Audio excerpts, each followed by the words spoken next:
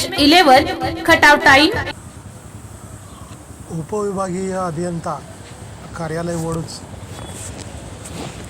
येथील ऑफिस समोर असणारा बोर्ड,